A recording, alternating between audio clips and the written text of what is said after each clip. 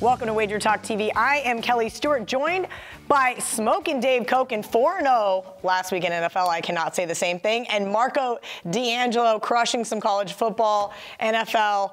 It's time for a good bounce back here, Marco. So I'm going to start with you. Chargers double-digit favorites, laying 10 on the road at the Oakland Raiders. Raiders a little extra time to prepare after that absolute beatdown by Nick Mullins and the 49ers. Who would have thought? Actually, that was one of my only winners last week in the NFL, so I will take that in stride. Thoughts on this one, Marco? Well, first off, extra time to prepare. Well, they had extra time to prepare for the last game because they were coming off another horrible game. They had a bye week the week before. This Raider team right now, I can't put any money on them. Good. And I know that there's going to be sharps, and we call them sharps because they play numbers, not teams. They're going to look at a home dog. Just call them math guys because they're not. Yeah, math guys. Numbers guys. I think this is an argument for me. There's a difference between sharp and math. Okay, and these are math plays. They're not sharp plays.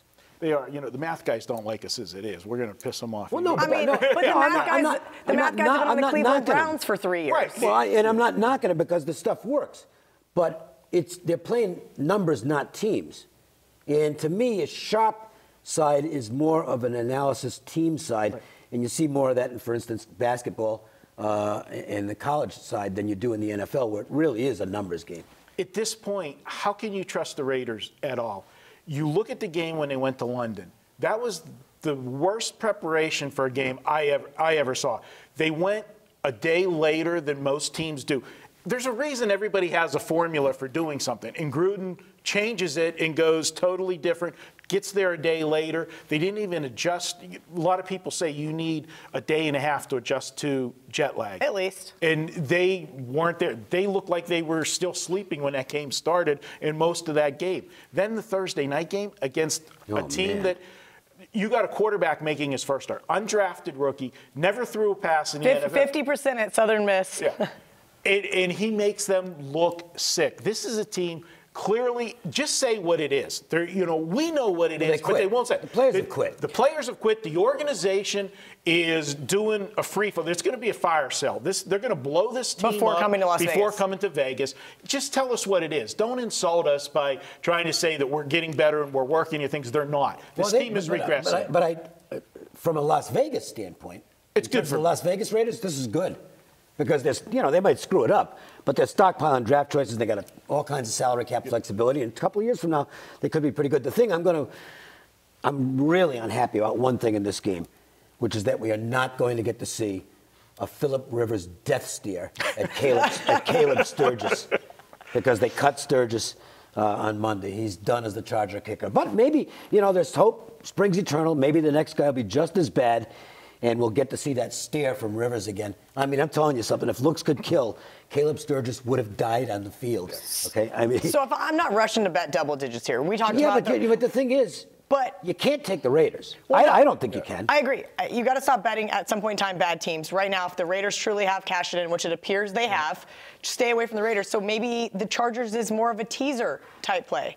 To me, I can't argue against that. But to me, if you're going to play it, you play the Chargers anyway. Okay. Because at this point, and this is where I guess I might have a fundamental disagreement with the math guys, my numbers indicate the Raiders are really bad. And my numbers have this game like 13.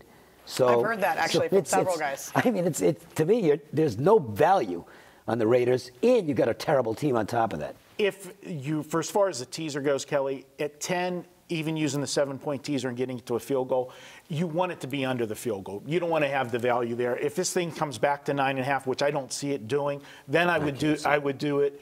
But I'm going to tell you, and I talked about it. We did the podcast last week. I was on San Diego, or called them Chargers. They're still San Diego. I was on the Chargers last week. I am very high on this team. This is a team, and Dave, 16-4 now. Yeah.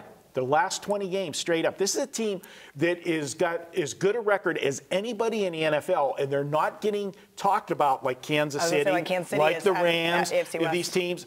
They're playing good, and they don't have their best defensive player. Think what this team's going to be when they get back. And it's, Dave, as you've pointed out so many times, they're playing so well, and they have zero home field advantage. I know.